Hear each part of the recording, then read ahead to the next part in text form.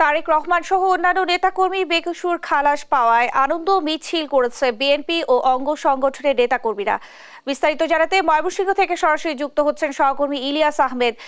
ইলিয়াস, কেমন উচ্ছ্বাস দেখছেন নেতাকর্মীদের মাঝে, বিস্তারিত জানাবেন।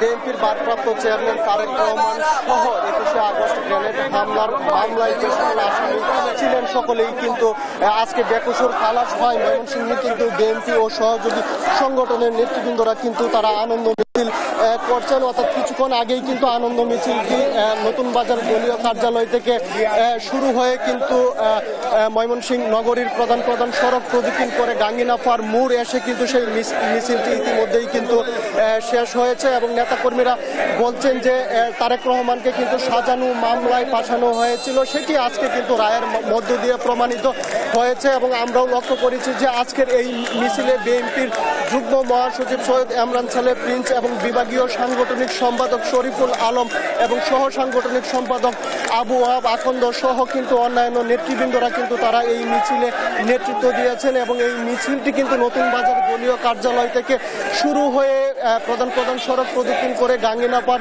ট্রাফিক মোড়ে কিন্তু এখন এসে শেষ হয়েছে এবং সেখানে কিন্তু সংক্ষিপ্ত সমাবেশে কিন্তু বক্তব্য রাখবেন বিএনপির যুগ্ম মহাসচিব সৈয়দ এমরান সালে প্রিন্স। তিনি কিন্তু সেই মিছিলে বক্তব্য রাখবেন। আমরা যদি একটু সরাসরি আমরা লাইভে রয়েছি সৈয়দ ইমরান সালে প্রিন্স, একটু জানতে চাই এই যে আজকে যে রায় হলো সেই রায়টিকে আপনি কিভাবে দেখছেন? আজকে তারেক রহমান ন্যায় বিচার পেয়েছে, জিয়া পরিবার ন্যায় বিচার পেয়েছে। বাংলাদেশের মানুষ আজকে আনন্দিত, উল্লসিত। বিগত আওয়ামী লীগ আমলে রাজনৈতিক প্রতিহিংসার শিকার হয়ে ফ্যাসিস্ট হাসিনা এবং তার দল বিএনপিকে নিশ্চিহ্ন করার জন্য, তারেক রহমানকে ধ্বংস করার জন্য, জিয়া পরিবারের সম্মান নষ্ট করার জন্য তারা মিথ্যা মামলা দিয়েছিল, ফরমায়েশি রায় দিয়ে তারা জাতির সামনে একটি তামাশা করেছিল।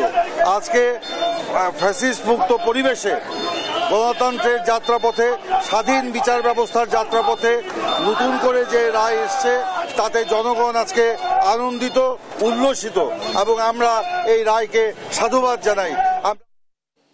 ইলিয়াস, আপনাকে ধন্যবাদ। দর্শক, ময়মনসিংহ থেকে আমাদের সঙ্গে যুক্ত হয়েছিলেন সহকর্মী ইলিয়াস আহমেদ।